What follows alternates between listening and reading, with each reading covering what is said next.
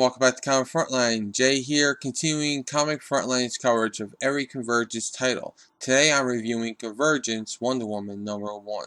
The title of this issue is I Sung of Chaos and Eternal Night. It is written by Larry Hama, art by Joshua Middleton. Wonder Woman and Steve Trevor have been dating for a while underneath the dome, and they're getting ready to pick up their day. Him going off to work, her going off to her mission within the Gotham City, helping out the less fortunate and everything. She runs in with Etta Candy, who belongs to this church of angels, where they believe the angels are going to come and break down the dome and lift everyone up. So it's one of those doomsday cults. Wonder Woman walks her and an older lady to this church. The older lady has a tumor in her brain and falls unconscious. Wonder Woman confronts the church people, and she's knocked out just as the dome comes up and hung and left to dead.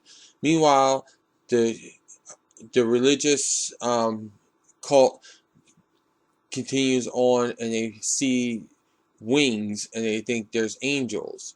It's not. It's the vampires from the Blood Rain Batman, and they devour them, turning them into vampires themselves. Wonder Woman's free and confronts them with Steve Trevor and goes after Etta Candy.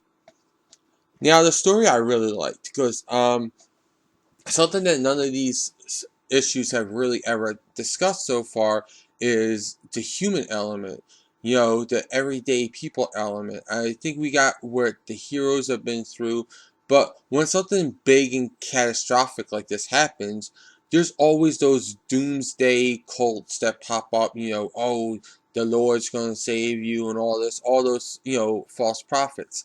And I like the religious undertones in here, because I thought it was very realistic that this would be popping up. And Wonder Woman says, there's been a few of these type of things popping up.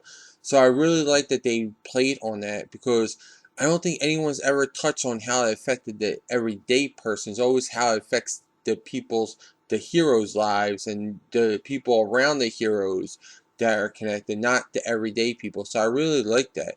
And I think Larry Hama did a great job dealing with this and dealing with all aspects of this twist.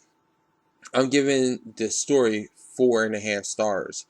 The art, I gotta give it to Joshua Middleton, because he did do the pencils, the inks, and the colors. So the guy had, a lot on his plate, but I thought it really lacked details at times, and that is always a stickler for me. But it did remind me very much of the 80s art. So I can't really give him too much fault for that. But the thing that I really didn't like was how they done with the Wonder Woman when she was hanging upside down.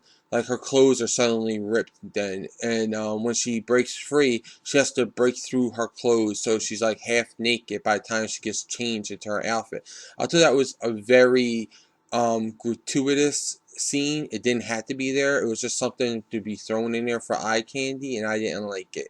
So for the art, I'm going to give it 3.5 stars. Overall, I did like this issue, though, because I thought, again, it dealt with the everyday person. So for me, I liked it, but I think it could have been a little bit more better with the art, and it probably would have got a higher score. So with 4.5 stars for the story and 3.5 stars for the art, I'm giving this an overall of 4 stars. And I say pick it up, especially if you want to know a more everyday story, or if you like the religious undertones. Pick it up. And plus, not to mention, Joker as a vampire is pretty damn creepy. Well, those are my thoughts. Now I want to know what yours are in the comments below. Also, like this video, subscribe to Comic Frontline, check out and subscribe to my channel, The Comic Book Theater. Check out Comic Frontline, the site, for all the latest previews, reviews, news, and interviews. For even more news on all things related to comics, comicrelated.com is your source for all your comic book needs with daily updates. And don't forget to like and follow me and Comic Frontline on Facebook, Twitter, and Google+. I'll include all these links in the description below. Until then, I'll catch you in the next review.